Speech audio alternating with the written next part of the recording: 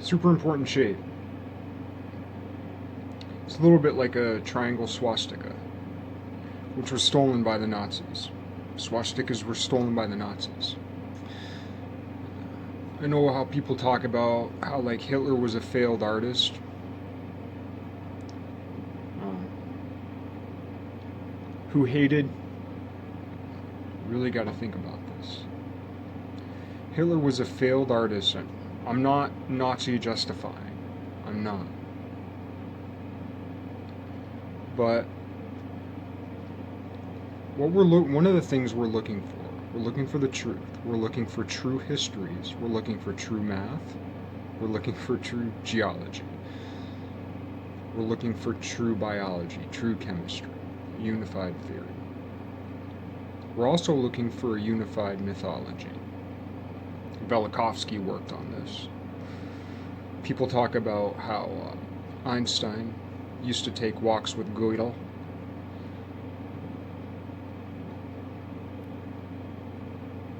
At the, Princeton Center for Advanced Studies or whatever it was called. But he used to also walk with Velikovsky.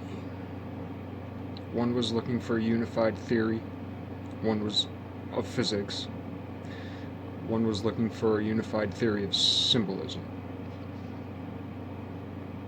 Who is it now? It's the dude who wrote, what was that book? It's the guy who's working at the, I forget what it's called, but it's Unified Theory of Math,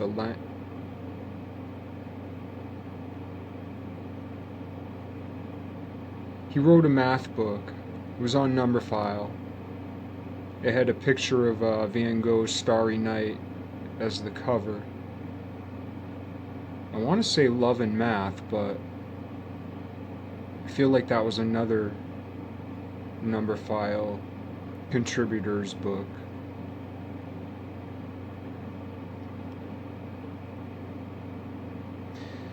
Anyway.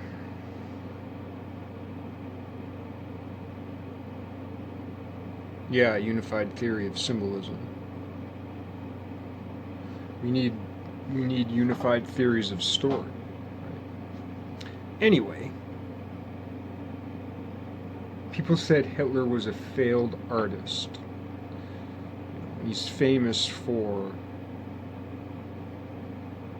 persecuting modern artists, expressionist artists, non-classical, even though he wasn't like a great classical artist, but he was pretty good. And he was pretty good with architectural drawings and all that kind of thing. But then look at Nazi propaganda.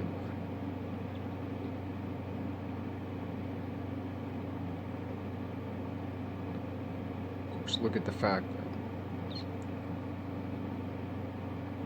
we stole all the Nazi scientists to create NASA. Blah, blah, blah. We, like I had anything to do with it, but the United States. But what's really going on behind, not just behind the scenes, because there's the scenes, which Hitler's propaganda machine was a master of. Why is, they say given enough time, every conversation will collapse upon Hitler.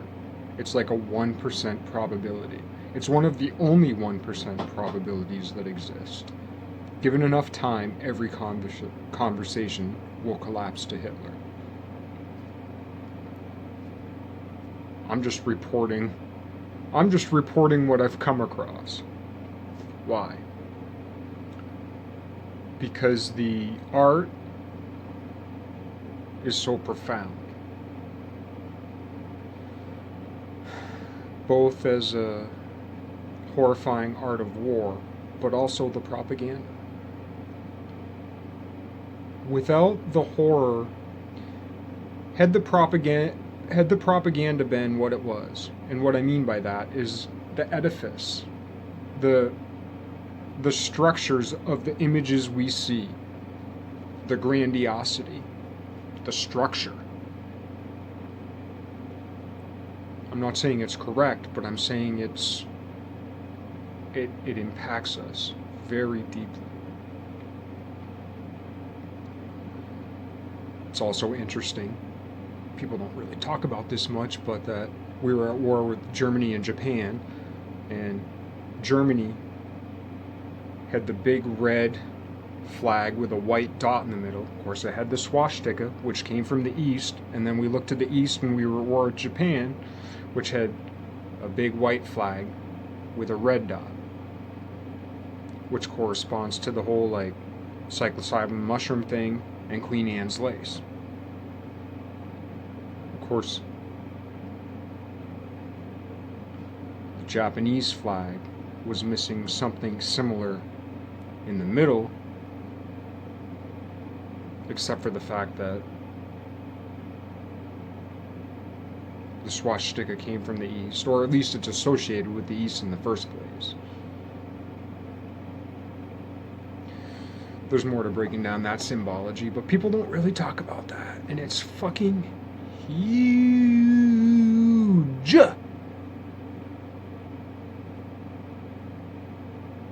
And one of the things about conspiracies too, because for instance, all the things leading up to 9/11, pretty big conspiracy. There's a lot of things where especially in movies, there are like premonitions of 9/11. So people think there's a master plan, and there is, but there's plans on top of plans, right? But one of the things people don't talk about, and this is one of the things that the Raphael Code,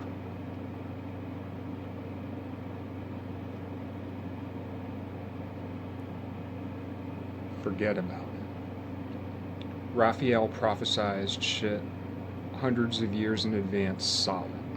It ain't no, what's that dude, Nicodemus? No, not Nicodemus. Who's that famous prophet that everybody talks about? God damn it, I'm forgetting it right now.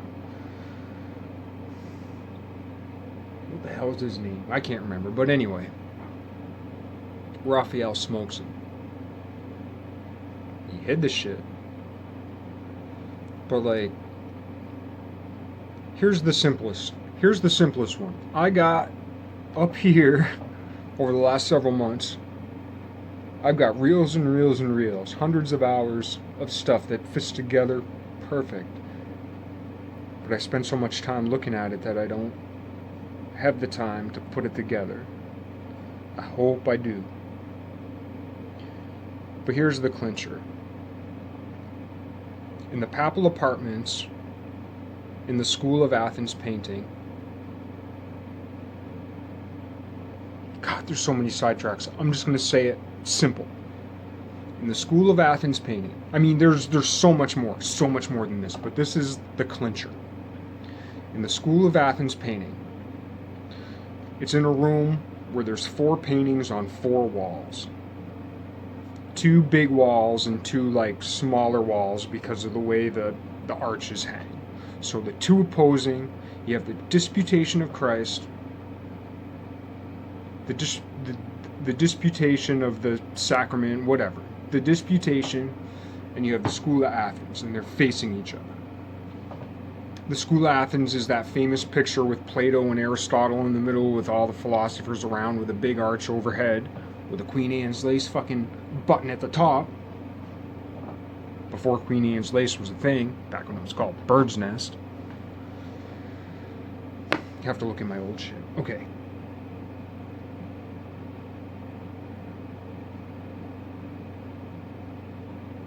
In the painting, Raphael paints himself in the east, next to Zoroaster, who I thought was the dark man he was standing next to. As it turns out, it was the man more or less to Raphael's right, to our left, holding the globe or whatever. Celestial globe. But the man looking on next beside him looks more like an Indian. But he's famed to be standing next to Zoroaster, who's said to have come from Turkey. Never mind the black dude standing over him. In a weird position,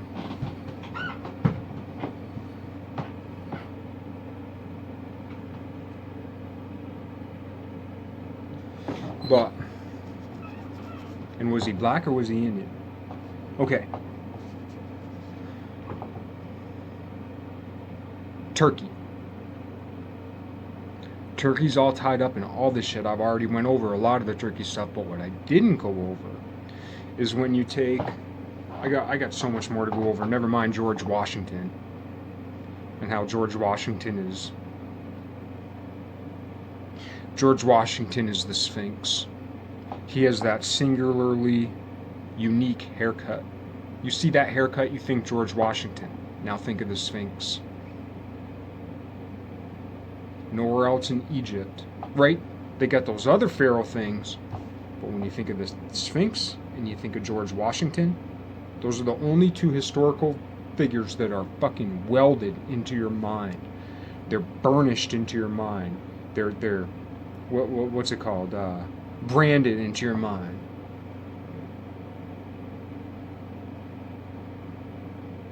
The Sphinx and George Washington's haircut. It's associated with Africa. It's also why the Washington Monument is the pillar that it is, and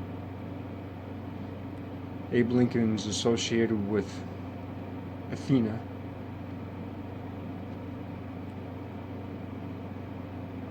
And Greece. Which is also why George Washington is Old Testament. Abe Lincoln is New Testament, so to speak. Harriet Tubman's pretty much the Christ child. She's like the entire New Testament rolled up into one person. Which is why if this quote-unquote country is to exist, if DC is to exist, there will be a statue of Harriet Tubman in the middle of the viewing pool. I'm not sure where she's looking. It should be towards Jefferson because he was part of the Underground Railroad. And a lot of the records that we read was the fact that not all mobsters are bad, not all criminals are bad. Harriet Tubman was a criminal. What I'm saying is so was Thomas Jefferson, and so was a bunch of his slaves, if not all of them. They were criminals against a corrupt system.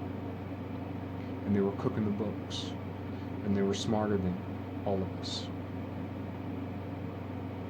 And that's why they could make accounts that appeased the people of the time, that appeased the historians over the last several hundred years, and they left clues that could be unearthed now. Why did Jefferson sleep with a black, double obelisked clock at the foot of his bed? As if emphasizing that he stood on the knowledge of Africa, of the northern Africans, of Egypt. You don't see many black obelisks.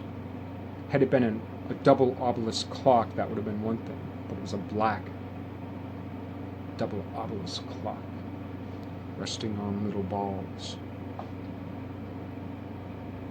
And how that relates to Hieronymus Bosch's painting, The Garden of Earthly Delights, where at the very bottom there's two black men with red discs on their head. Oh, how strange. Obviously a reference to Africa.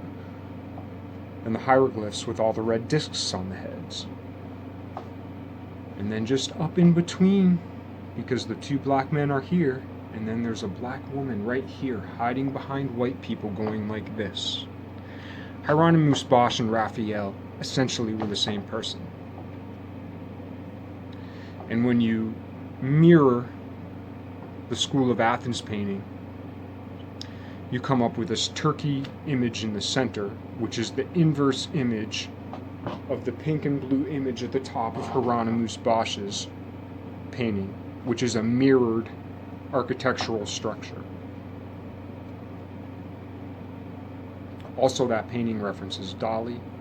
Dali references that painting in one of his most famous paintings, with the ants and the clocks and the things with the crazy eyelashes. That's up in the triptych. Here's the triptych of the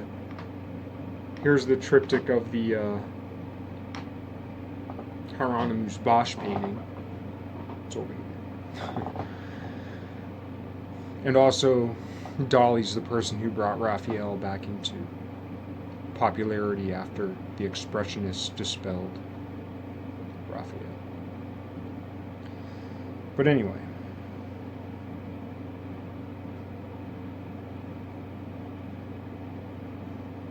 Yeah, the $1 bill, which was based on Gilbert's unfinished portrait,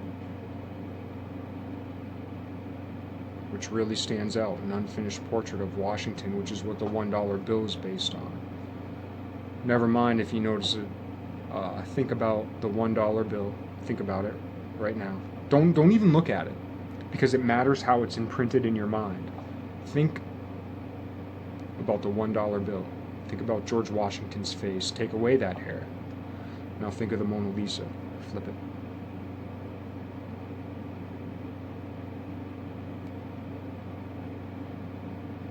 If 1 out of 10, sorry, if 1 out of 5 of you gets what I'm saying, I'm on it.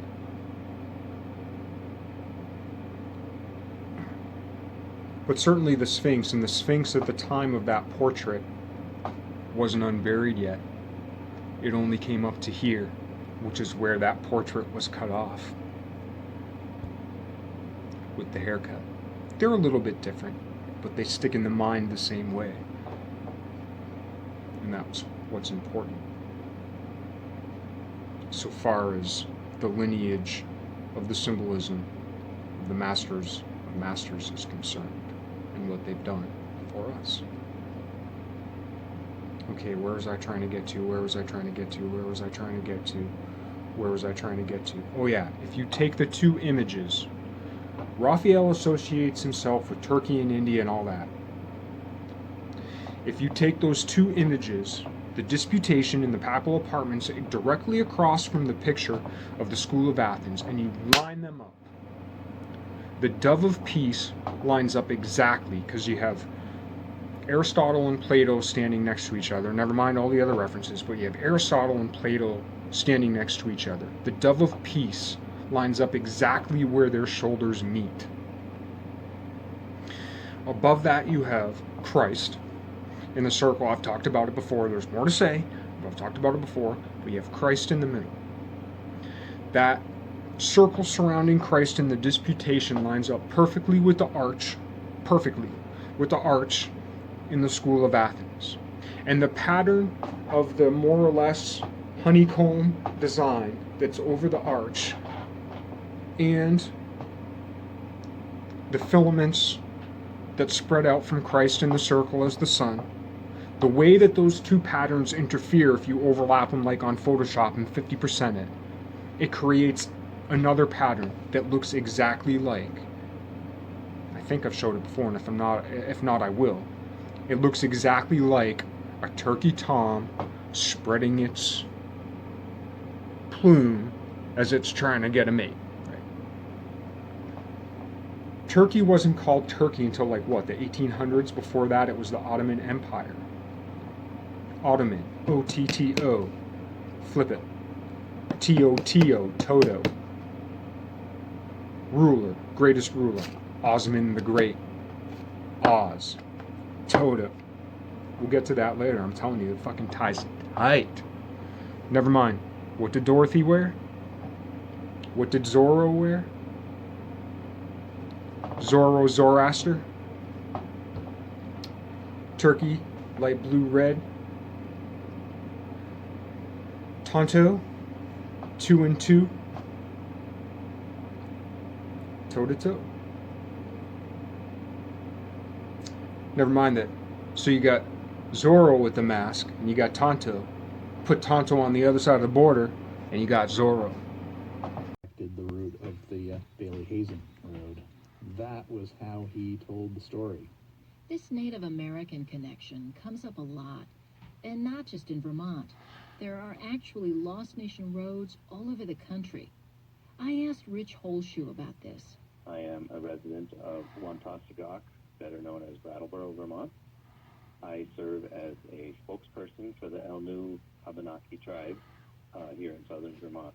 Rich is a researcher of local indigenous culture. He doesn't know of any corresponding Abenaki references in the Vermont towns with Lost Nation roads. He thinks the name reflects a broader story of the erasure and displacement of Native people, a story that he says has been cloaked in mystery and fantasy.